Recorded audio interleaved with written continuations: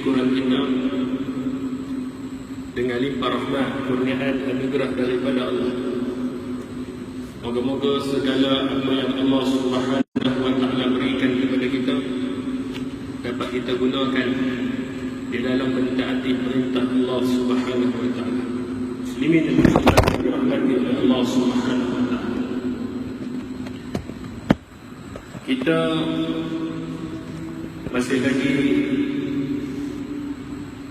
melihat dan membaca Al-Quranul Karim di dalam mentadabburi firman-firman Allah Subhanahu wa ta'ala. Tuan-tuan yang dirahmati oleh Allah Subhanahu wa ta'ala, pada tengah hari ini insya-Allah kita akan tengok satu surah sambungan daripada surah yang telah kita baca pada minggu lepas, iaitu surah An-Nas. Dan hari ini kita akan tengok surah Al-Falaq. Surah Al-Falaq, iaitu satu surah yang Allah Subhanahu wa ta'ala turunkan, yang mana Allah Subhanahu wa ta'ala nak mengajak kepada kita supaya kita ini sentiasa bergantung kepada Allah Subhanahu wa ta'ala daripada setiap makhluk yang nak buat satu-satu perbuatan, satu-satu kezaliman ke atas diri kita. Surah ini Allah suruh kita baca, Allah suruh kita minta perlindungan. Tuan-tuan yang dirahmati oleh Allah Subhanahu wa ta'ala, firman Allah Subhanahu wa ta'ala di dalam surah Al-Falaq ayat yang pertama hingga ayat yang kelima. Bismillahirrahmanirrahim. Qul a'udzu birabbil falaq min syarri ma khalaq wa min syarri ghasiqin idza waqab wa min syarri an-naffathati fil 'uqad wa min syarri hasidin idza hasad. Tuan-tuan yang dirahmati oleh Allah Subhanahu wa ta'ala, maka Allah Subhanahu wa ta'ala mengatakan di dalam surah Al-Falaq, yang mana Allah Subhanahu wa ta'ala memberitahu, qul, katakanlah wahai Muhammad, a'udzu birabbil falaq, aku berlindung kepada Tuhan yang menguasai waktu subuh. Kemudian Allah Subhanahu wa ta'ala nyatakan dalam ayat yang kedua, ayat yang ketiga, Allah kata daripada kejahatan makhluk. Maksudnya kita minta perlindungan Allah, kita minta daripada Allah Subhanahu wa ta'ala untuk lindung kita daripada makhluk yang sungguh jahat. Tuan-tuan, kadang-kadang kita hari ini tengok orang rambut sama hitam, kan, rambut hitam macam kita. Kita tengok dia senyum dekat kita, kita tengok dia bersama dengan kita, tapi dalam hati dia hanya Allah Subhanahu wa ta'ala yang mengetahui. Tak kira laki-laki, tak kira perempuan. Berapa ramai yang hari ni kita tengok mereka nak menjatuhkan kita. Allah Subhanahu wa ta'ala nak mengajak kepada kita supaya kita sentiasa berwaspada dan kita sentiasa minta perlindungan daripada Allah. Tuan-tuan yang dirahmati oleh Allah Subhanahu wa ta'ala, sebab tu kita akan tengok apa yang Allah nak ceritakan di dalam surah Al-Falaq. Apa yang Allah Subhanahu wa ta'ala nak bagi tahu kita di dalam surah Al-Falaq. Maka tuan-tuan, pada tengah hari ini insya-Allah kita akan tengok beberapa hadis Nabi sallallahu alaihi wasallam tentang kelebihan surah Al-Falaq dan surah An-Nas yang telah kita baca. Tuan-tuan yang dirahmati oleh Allah, daripada Uqbah bin Amir telah bersabda baginda Rasulullah sallallahu alaihi wasallam, kata Nabi sallallahu alaihi wasallam, adakah kamu tidak melihat ayat-ayat yang diturunkan pada malam ini? Tidak ada pernah kamu melihat sebelum daripada ni. Nabi nak bagi tahu kepada kita, tuan-tuan, Nabi nak habaq kepada kita, ayat yang Allah turunkan pada malam ni dia tak sama seperti ayat-ayat yang lain. Surah yang Allah turunkan iaitu surah Al-Falaq, iaitu surah An-Nas, kedua-duanya tidak sama seperti mana surah-surah yang Allah turunkan sebelum daripada ni. Kerana itu Allah Subhanahu wa ta'ala mengatakan bahawa Apabila Allah Subhanahu wa taala turunkan kepada Nabi sallallahu alaihi wasallam dan baginda Nabi sallallahu alaihi wasallam menyampaikan kepada umatnya bahawa satu-satu surah itu mempunyai kelebihan masing-masing. Kata Uqbah bin Amir, iaitu Nabi sallallahu alaihi wasallam bila bagi tahu kepada aku bahawa sesungguhnya surah Al-Falaq dan surah An-Nas dia tak sama seperti surah yang lain. Maka Nabi sallallahu alaihi wasallam memberitahu dua surah itu adalah surah An-Nas, Qul a'udzu birabbin nas, dan Qul a'udzu birabbil falaq. Dalam hadis yang lain tuan-tuan, bagaimana Nabi sallallahu alaihi wasallam di dalam hadis yang dikeluarkan juga oleh, yang diriwayatkan oleh Uqbah bin Amir, hadis yang dikeluarkan oleh Abu Dawud dan Imam Tirmizi di dalam sunannya, Nabi sallallahu alaihi wasallam perintahkan kepada kita, Nabi suruh untuk kita sentiasa membaca surah yang disebut Mu'awwidhataini, iaitu dua surah, Qul a'udzu birabbin nas dan Qul a'udzu birabbil falaq, setiap kali selepas daripada kita mengerjakan ibadah solat. Nabi suruh kita bila habis solat, bila kita selesai solat, jangan tinggal dua surah ini, iaitu surah An-Nas dan surah Al-Falaq. Tapi kita buat tak tuan-tuan? Buat tak? Tak buat. Jarang. Sebab apa tak buat? Sebab kita tak tahu apakah kelebihan dia. Kalau hari ini ustaz bagi tahu kata siapa-siapa yang hadir ke masjid, orang yang hadir pada jam sekian, contohnya pada pukul 12 tengah hari, ustaz nak bagi seorang RM50, datang tak orang? Datang. Jangan kata pukul 12 datang, pukul 6 pagi tunggu dah. Sebab apa? Sebab ada kelebihan. Ada yang Allah Subhanahu wa taala, iaitu kalau kita Allah nak bagi, sebab benda yang kita tak nampak, kita tak tahu apa yang Allah nak bagi kepada kita, tapi kita tak buat. Tuan-tuan yang dirahmati oleh Allah Subhanahu wa taala, begitu juga Nabi sallallahu alaihi wasallam, bagaimana Nabi mengajarkan kepada kita supaya membaca dan mengamal surah Al-Falaq. Ni sekejap lagi kita akan tengok apakah kelebihan yang ada pada surah Al-Falaq. Kalaulah manusia mengetahui apa yang ada pada surah Al-Falaq, Qul a'udzu birabbil falaq, hafal dah. Kita umur 5 tahun hafal dah, tapi kita tak mengamalkannya, kita tak baca. Nabi sallallahu alaihi wasallam, apabila Nabi sallallahu alaihi wasallam tidak sihat, bila Nabi tak berapa nak sihat, dalam keadaan Nabi sallallahu alaihi wasallam sakit, maka di dalam hadis yang dikeluarkan oleh Aisyah radhiyallahu anha, sesungguhnya Rasulullah sallallahu alaihi wasallam, jika Nabi sallallahu alaihi wasallam tidak sihat, maka baginda Nabi sallallahu alaihi wasallam akan membaca dua surah, iaitu Mu'awwidhataini, surah An-Nas dan surah Al-Falaq. Nabi bila tak sihat tuan-tuan, Nabi akan baca surah Al-Falaq dan surah An-Nas. Dan lalu Nabi sallallahu alaihi wasallam akan meniupkan kedua telapak tangan baginda Rasulullah. Nabi buat macam ni, Nabi bangkit tuan-tuan, maksudnya Nabi membaca dua surah, surah Al-Falaq dan surah An-Nas, kemudian Nabi menghembuskan di telapak tangan baginda Rasulullah. Kemudian Nabi sallallahu alaihi wasallam akan menyapukan ke seluruh badan baginda Rasulullah sallallahu alaihi wasallam. Kemudian kata Aisyah, apabila Nabi bertambah teruk, maksudnya Nabi sakit yang terlampau sangat sehingga tak mampu, maka Aisyah radhiyallahu anha akan membacakan dua surah ini. Lalu baginda Nabi sallallahu alaihi wasallam akan menyapukan pada keseluruhan badannya. Kita tengok bagaimana Nabi sallallahu alaihi wasallam lakukan. Maksudnya menghembuskan. Kita bila baca tuan-tuan, kita angkat tangan bila kita demam, tak kiralah apa pun sakit kita, demam ke, pening kepala, seorang suami baca kepada isteri, isteri baca kepada suami. Romantik tak adik? Romantik tak? Buat.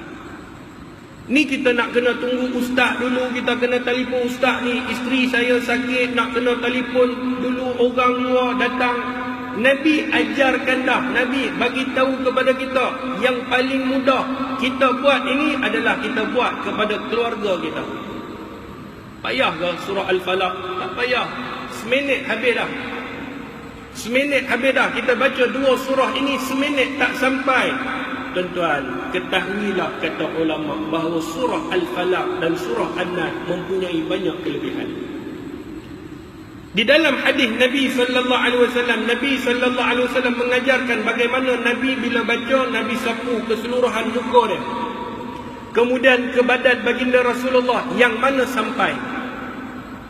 Kalau tak sampai, contoh kat belakang kan, kita sapu-sapu belakang tak sampai, kita tak perlu panggil, oi, hang tolong sapu belakang. Tak perlu kedaah sangat orang panggil kan. Kita suruh orang sapu kat belakang, kita tak perlu. Maksudnya yang mana sampai dalam jasad kita. Kemudian menghembuskan, kita hembuskan di telapak, jangan ludah. Ingat, sapu-sapu lepas habis baca Al-Falaq dan surah An-Nas, kita berludah dengan kahak-kahak, ni barakat baru dia kata. Jangan. Nah, Nabi menghembuskan, maksudnya menghembuskan, tiup. Kemudian Nabi sapu daripada kepala hingga ke kaki. Tuan-tuan yang dirahmati oleh Allah Subhanahu wa taala, kita tengok penjelasan ayat supaya kita faham kenapa Nabi suruh kita amalkan, kenapa Nabi suruh kita baca.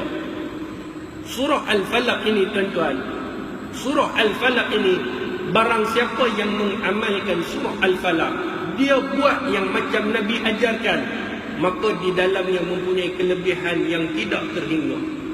Salah satunya adalah di antara maksud Al-Falaq ini, tuan-tuan, tujuan penurunan, kita minta perlindungan Allah daripada kejahatan manusia. Manusia ni, tuan-tuan, dia nak jatuhkan kita, dia nak habiskan kita, dia tak puas hati dengan kita, dia nak berdendam dengan kita, maka kita minta perlindungan daripada Allah.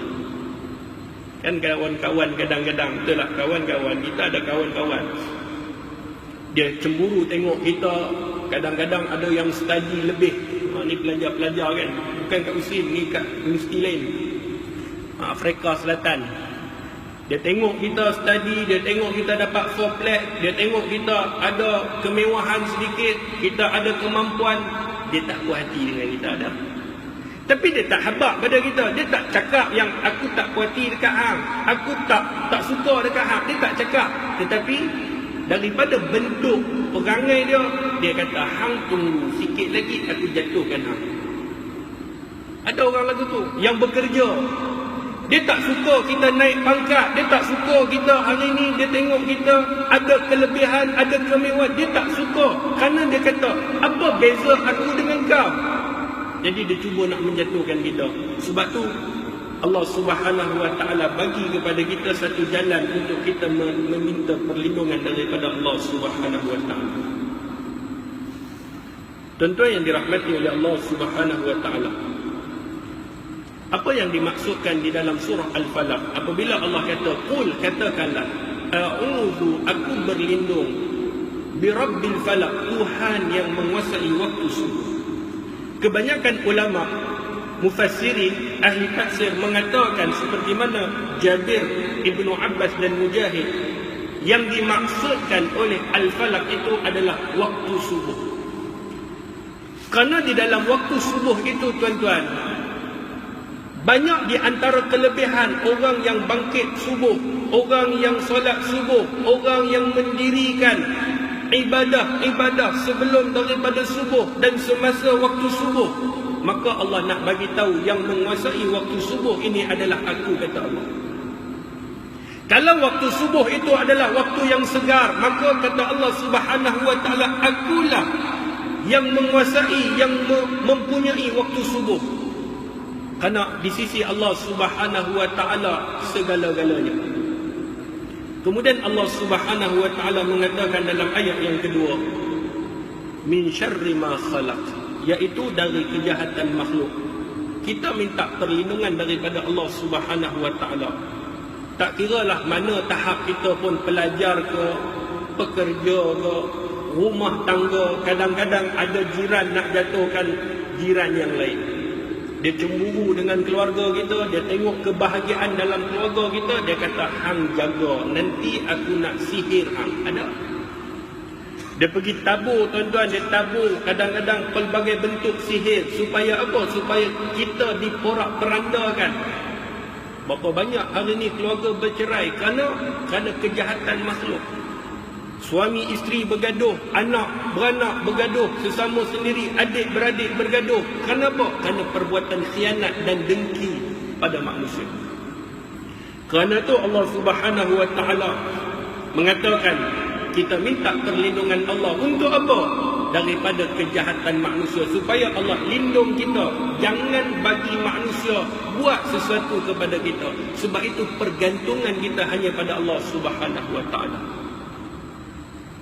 Tuan-tuan yang dirahmati oleh Allah Subhanahu wa taala. Kemudian Allah Subhanahu wa taala apabila sebut daripada kejahatan makhluk, Hasan Al-Basri mengatakan bahawa ayat ini adalah daripada kejahatan iblis dan zuriatnya. Iblis sentiasa nak menjatuhkan manusia, sentiasa menjadikan manusia daripada patuh kepada Allah, kepada kemurkaan kepada Allah Subhanahu wa taala. Kita tengok kan baru-baru ni kes. Tuan-tuan pun mengetahui berita kematian adik-adik sekolah tahfiz. Keluar berita berpunca daripada dendam. Inilah yang dimainkan oleh syaitan. Kalau kita duk fikir pakai kepala akal kita yang waras, mana mungkin seseorang boleh melakukan kezaliman sebegitu rupa. Tetapi kerana hasutan syaitan, kerana hasutan iblis, manusia tidak dapat memikir dengan waras. Kenapa? Kerana syaitan sentiasa goda manusia supaya manusia melakukan kejahatan. Sebab tu kita minta perlindungan daripada Allah. Jangan Allah Subhanahu wa taala izinkan mereka yang nak buat khianat kepada kita, yang nak musnahkan kita. Kita minta Allah lindung kita. Tapi kalau kena juga, kalau diizinkan Allah juga, maka kita adalah dikira sebagai ujian dan nak menilai kesabaran kita. Sebab tu tuan-tuan, apabila Allah Subhanahu wa taala izinkan, ustaz saya dah baca surah Al-Falaq, setiap hari saya baca, saya tak pernah tinggal. Tapi kenapa Allah izinkan? Allah nak uji kita. Allah nak nilai iman kita. Allah nak tengok berapa banyak kita ni yakin kepada Allah Subhanahu wa taala, tapi paling kurang kita dah lakukan seperti mana yang Nabi sallallahu alaihi wasallam suruh. Tuan-tuan yang dirahmati oleh Allah, kebanyakan kita tak mengamalkannya. Sebab tu kena.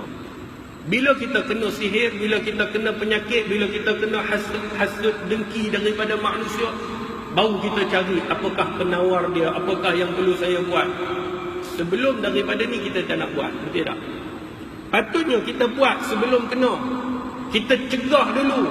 Tapi kalau kena juga, kita serahkan urusan kita kepada Allah Subhanahu wa taala. Tuan-tuan yang dirahmati oleh Allah Subhanahu wa taala.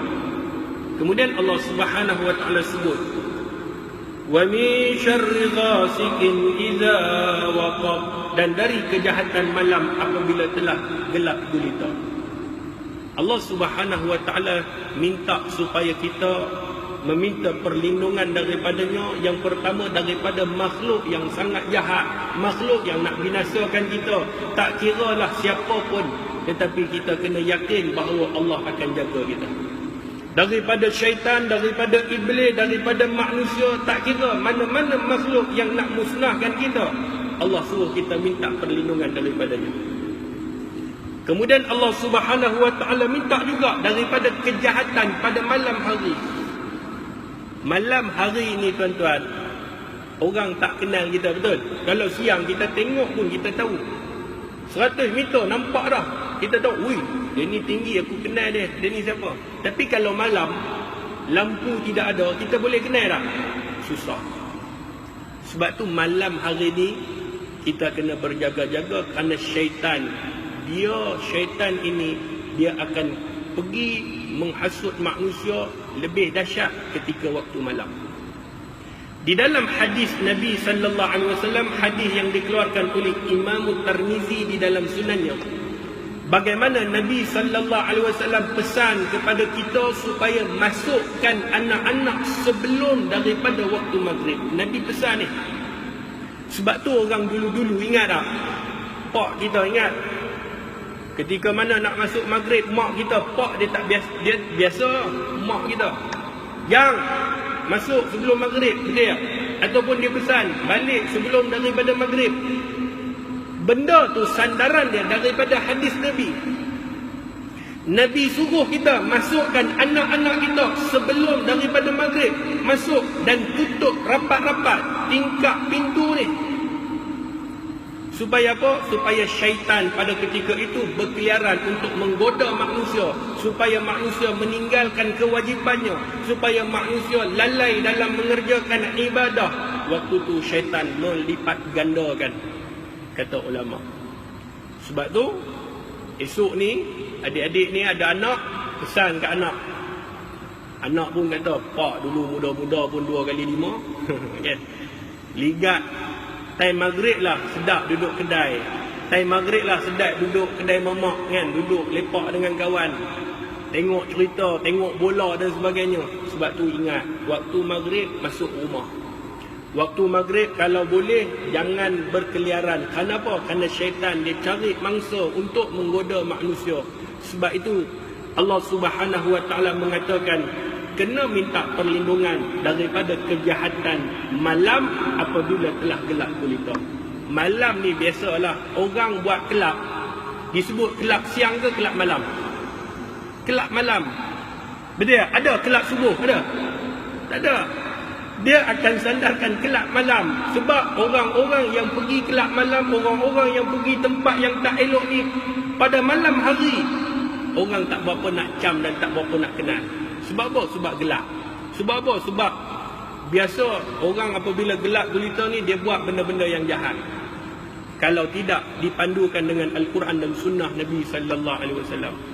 Sebab tu kita minta perlindungan Allah daripada kejahatan malam apabila telah gelap gulita. Tuan-tuan yang dirahmati oleh Allah Subhanahu Wa Taala, terdapat dalam satu hadis Nabi sallallahu alaihi wasallam bersandarkan kepada ayat ini, bagaimana Nabi sallallahu alaihi wasallam meminta Sayyidatina Aisyah radhiyallahu anha untuk minta perlindungan. Nabi pesan kat isteri dia.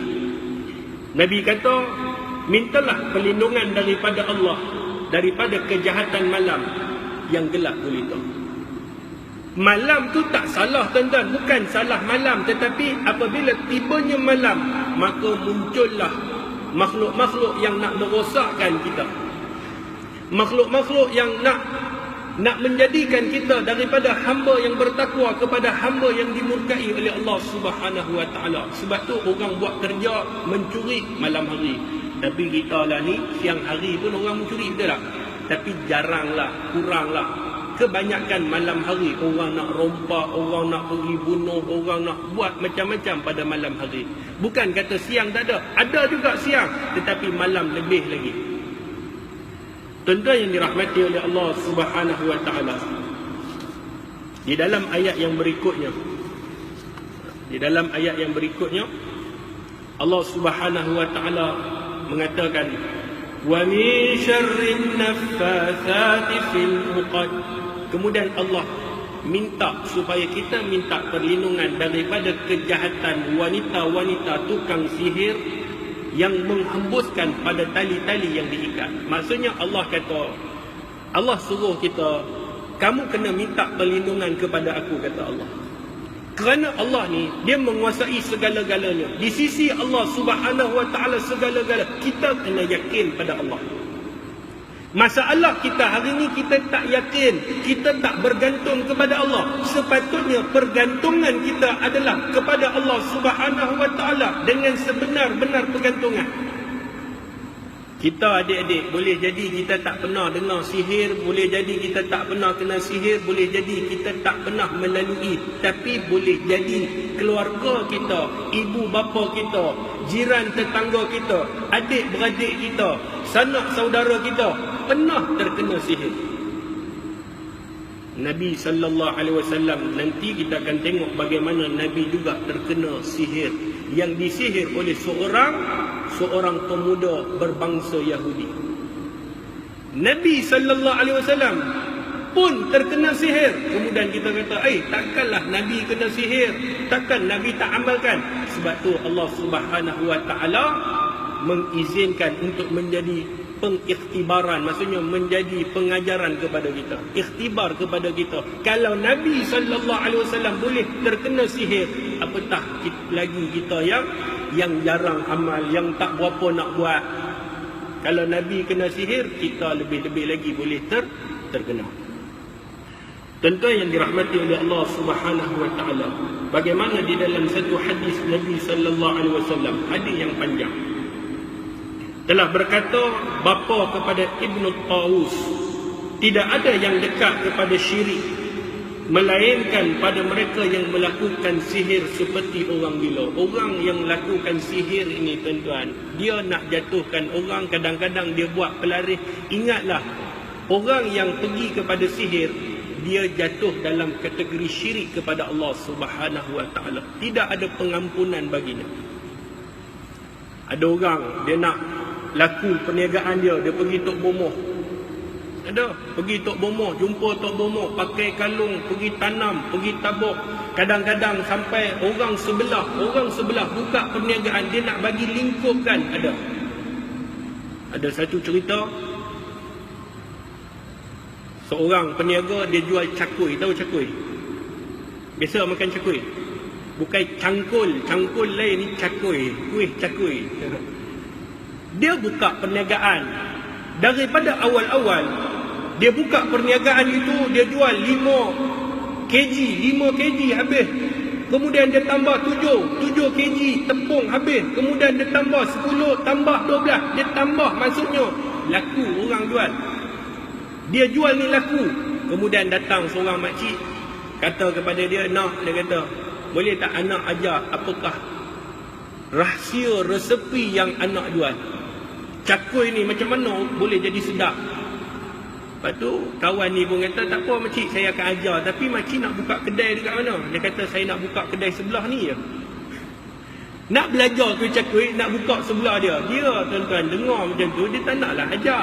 Lingkuplah perniagaan dia. Dia rasa lagu tu. Dia rasa kalau buka sebelah, maksudnya resepi sama-sama, habislah perniagaan. Dia rasa macam, dah lah aku ajar hang. Kalau hang nak buka tempat lain tak apa, tapi duk nak buat sebelah. Dia pun tak ajar. Dia kata, tak apalah makcik, biasalah, nantilah kita ajar dan sebagainya, bagi alasan. Tuan-tuan, selepas daripada tu, makcik ni rupa-rupanya dendam dengan dia. Apa yang dia buat? Ni kata perbuatan jahat sihir ni. Dia pergi ambil tanah kubur, dia pergi tabuk ni. Tahu dah bahasa Kedah? Dia pergi ni, dia letak tanah kubur. Orang yang lalu tak nampak kedai dia. Daripada 15 kg, daripada 15 dia meniaga ni, turun jadi 10, turun jadi 5, turun jadi 3, turun jadi 2. Tak laku langsung. Orang tak nampak. Perniagaan dia orang tak nampak. Rupa-rupanya dia terkena sihir. Ni yang Nabi SAW nak bagi tahu, orang yang melakukan sihir ini seperti gila. Ada orang nak tundukkan orang yang lain. Dia nak rasa hebat, dia nak rasa dirinya. Dia pun pergi jumpa Tok Bomoh Siam. Pergi jumpa Tok Bomoh, minta Tok Bomoh ni bagi tangkal, bagi ayat. Tok Bomoh pun kata, ungku, angkah, engkau tunduk, aku langkah. Jangan hafal. Ni saja je habak kan. Nak pergi tulis kan ustaz, ulang saja lagi. Ni saja je kita nak bagi tahu. Dia pun amalkan benda-benda khurafat, benda-benda yang menyalahi hukum. Sebab tu tuan-tuan, kita kena ingat, Nabi SAW juga terkena sihir. Bagaimana Nabi SAW didatangi oleh malaikat Jibril. Kemudian Nabi SAW diajarkan beberapa doa, yang mana di antaranya doa Bismillahi arqika min kulli da'in yu'zika wa min kulli hasidin wa'in wallahu yashfik. Maksudnya, dengan nama Allah, aku mengubati kamu dari semua perkara yang menyakiti kamu, dan dari semua makhluk dan mata yang dengki. Dengan nama Allah aku mengubatimu. Jibril ajarkan doa kepada Nabi supaya Nabi minta kepada Allah untuk disembuhkan. Yang mana di dalam hadis Nabi sallallahu alaihi wasallam, hadis yang dikeluarkan oleh Imam Al-Bukhari di dalam sahihnya, bagaimana diriwayatkan dalam hadis Nabi terkena sihir, yang mana rambut Nabi sallallahu alaihi wasallam dijadikan bahan sihir. Rambut Nabi, apabila Nabi sikat, rambut yang jatuh disikat tu, pemuda Yahudi ni mengambilnya lalu pergi menyihirkan baginda Nabi sallallahu alaihi wasallam, bawa pergi ke satu tempat dalam hadis yang dikeluarkan oleh Imam Al-Bukhari, satu tempat yang disebut satu pohon. Pohon yang mana pohon itu kalau tengok kata riwayat menyeramkan seperti tanduk syaitan. Dan di bawahnya ada satu telaga, yang mana telaga baunya sungguh-sungguhlah busuk. Di situlah ditanam rambut Nabi sallallahu alaihi wasallam. Yang mana Nabi terkena sihir, seperti mana di dalam riwayat Nabi mendatangi isteri, tetapi pada hakikatnya Nabi tak datang pada isterinya. Sihir yang berbentuk nak memecah belahkan rumah tangga. Nabi rasa dia dah pergi kepada isteri, dia dah tunaikan hak sebagai suami, tetapi isteri dia kata Nabi tak datang, dalam tak pergi. Faham? Tak kahwin macam mana nak faham kan? Pergi kahwin dulu baru faham. Maksudnya Nabi sallallahu alaihi wasallam dia rasa dia dah pergi kepada isterinya, kata riwayat, tetapi sebenarnya Nabi sallallahu alaihi wasallam tak pergi. Yang ni yang disebutkan di dalam hadis baginda Nabi sallallahu alaihi wasallam, hadis yang dikeluarkan oleh Imam Al-Bukhari di dalam sahih. Tuan-tuan yang dirahmati oleh Allah. Kemudian ayat yang terakhir, wa min syarri hasidin idza hasad. Kita minta perlindungan daripada manusia yang mana dengki kepada kita. Kita minta kepada Allah supaya Allah lindung kita. Janganlah orang yang nak dengki kepada kita, orang yang busuk hati kepada kita, dia boleh memusnahkan kita. Kita minta Allah jaga kita. Sebab itu kalau kita tak nak orang dengki kepada kita, kita tak nak orang busuk hati kepada kita, kita minta Allah lindung kita. Kerana tidak ada satu makhluk yang boleh lindung kita melainkan Allah. Dalam hadis Nabi sallallahu alaihi wasallam, bagaimana Nabi sallallahu alaihi wasallam pesan kepada seorang budak, ya gulam, wahai budak, ihfazillah yahfazka, jagalah Allah, maka Allah akan jaga kamu. Kalau bayangkan tuan-tuan, Allah jaga kita, bayangkan kalau Allah subhanahu wa ta'ala pelihara kita, ada tak musuh-musuh yang boleh nak menjatuhkan kita? Boleh? Tak boleh. Kerana Allah maha hebat, Allah maha kaya, Allah memiliki segala-galanya. Orang nak buat apa-apa kat kita takkan jadi melainkan dengan izin Allah subhanahu wa ta'ala. Kerana tu di antara tujuan surah Al-Falaq, kita hendak mengatakan bahawa pergantungan kita hanyalah pada Allah subhanahu wa ta'ala, dan kita minta kepada Allah subhanahu wa ta'ala supaya Allah lindung kita di dunia dan juga di akhirat. Tuan-tuan yang dirahmati oleh Allah subhanahu wa ta'ala, moga-moga apa yang kita sampaikan pada hari ini menjadi ikhtibar dan panduan kepada kita semua. Wassalamualaikum warahmatullahi wabarakatuh. Allahumma aghnina bil 'ilm wa zayyina bil hilm wa akrimna bit taqwa wa jammilna bil 'afiyah. Wa sallallahu ala sayyidina Muhammad walhamdulillahi rabbil alamin. Assalamualaikum warahmatullahi wabarakatuh.